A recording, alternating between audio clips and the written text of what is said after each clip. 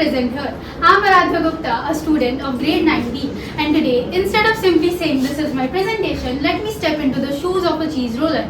Picture me standing at the top of Cooper's Hill, heart racing, the crowd cheering, and a wheel of cheese waiting to be chased down a steep slope. Sounds wild, right? It is, but it is also one of the most daring traditions that has survived for centuries. And today, I'm here not just to tell you about it, but to take you right into the thrill of this culture. So, the Cooper's Hill Cheese Rolling Festival takes place every year in Gloucestershire, England, usually during the spring. At first glance, when we look at it, we see a wheel of double Gloucester cheese rolling down a dangerously steep hill, and all the participants run, tumble, and even sometimes cartwheel after it. The first person to reach the bottom and to grab the cheese is declared the winner. Even though it is risky, with injuries being very common, the laughter, joy, and adventure make it one of the most unique traditions all over the world. So in a nutshell, when you think of culture, you might imagine dance, music, or festivals filled with lights. But in England, it can also mean hurling yourself down a dangerously steep slope, and that's the beauty of it. Culture don't always have to be ordinary. It can be adventurous, joy, and full of life. I, Aradhya Gupta, didn't just introduce myself as a student of grade 9. I also introduced myself as a cheese roll.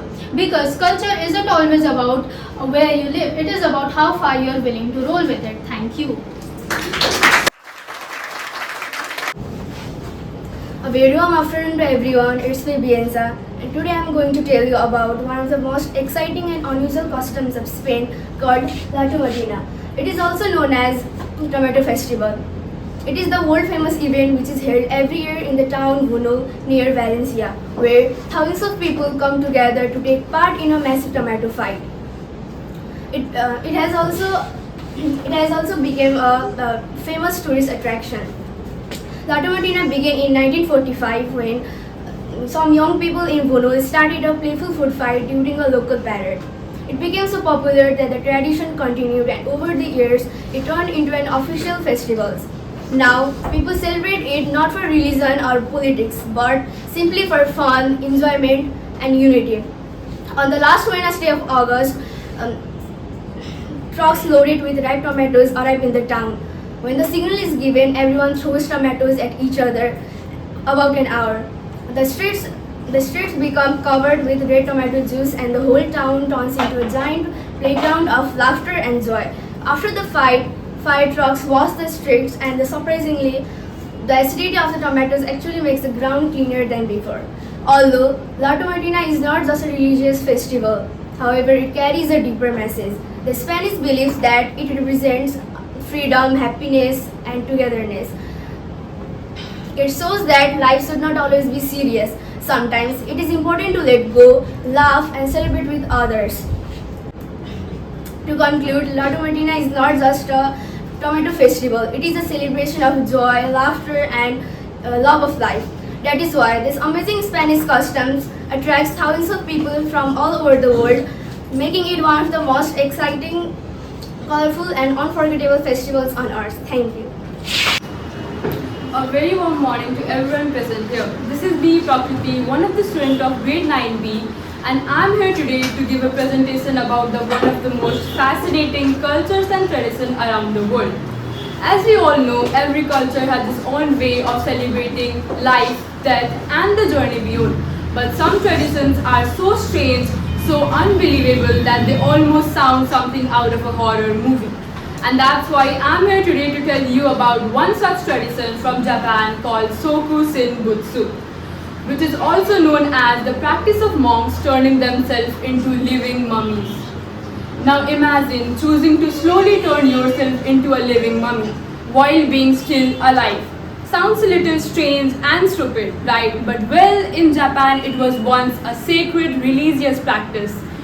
This tradition started in northern Japan centuries ago when the Buddhist monks believed the highest spiritual goal was to become a living Buddha. And they thought the only way to achieve that was through the ultimate sacrifice, by giving up the body itself. This process was long and terrifying. It could take up to a decade or even more. For years, monks survived only on nuts, seeds, tree barks, roots, and later they drank a poisonous tea, a special poisonous tea made from the urusi tree, which killed the bacteria and parasites inside their body, preventing from decay. And finally, when their body was weak enough, the monks would go sit in a deep meditation inside a sealed chamber, waiting for death. For us, this might be a little horrifying and questionable, but for the Japanese people, it was the purest act of faith. And if their body resisted death, if their body resisted the death, the monk would be celebrated as the proof of enlightenment, a holy figure, a Buddha within their own body.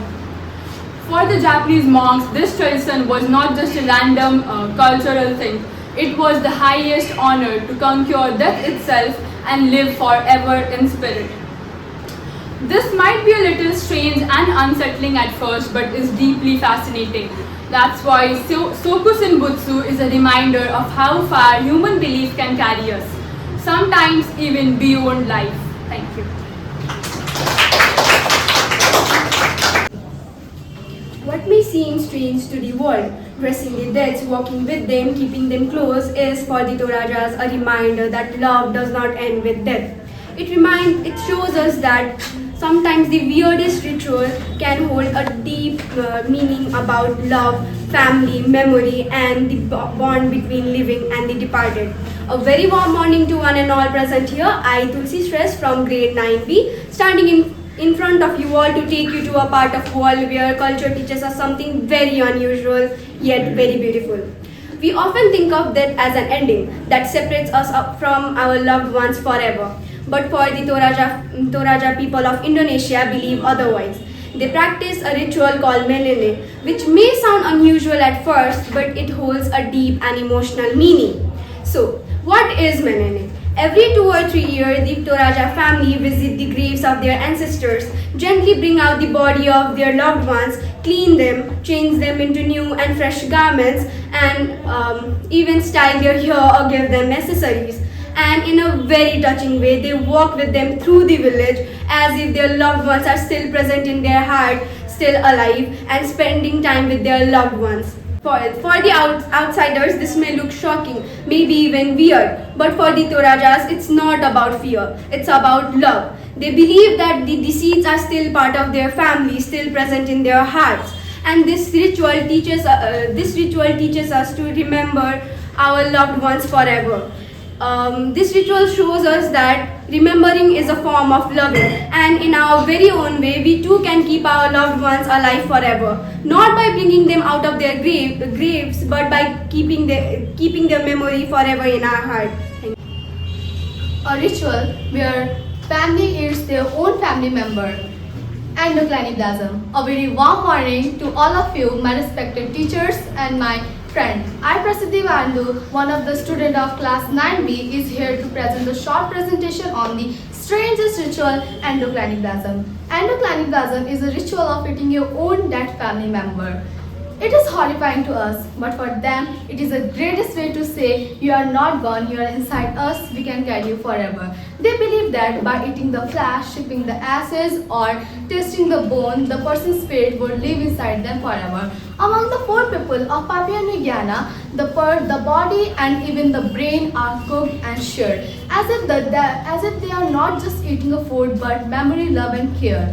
In Yanomami, tribe of the Amazon, the body turned into ashes. Those ashes are mixed into warm plated soup, and family drinks it together, whispering the dead person's name so the spirit would live inside them forever. In other tribes, the bones were crushed into fine powders. Those fine powders are mixed into juice or drink. So even a small bite can carry the spirit into a living. For outsiders, this is terrifying, but for them, it is the greatest way to show respect. Of course, this ritual brought a deadly disease called Kuro. The 4 people suffered from a deadly disease Kuro, which is caused by eating infected brains. Victims shook, strange laughingly, and slowly died, as if the dead were taking revenge on them. On the conclusion, I would like to say that endoclinoplasm is not just about eating the flesh, sipping the ashes, or tasting the bone. It is about memory, love, care, and refusal to let go. It blurs the line between life and death. Thank you.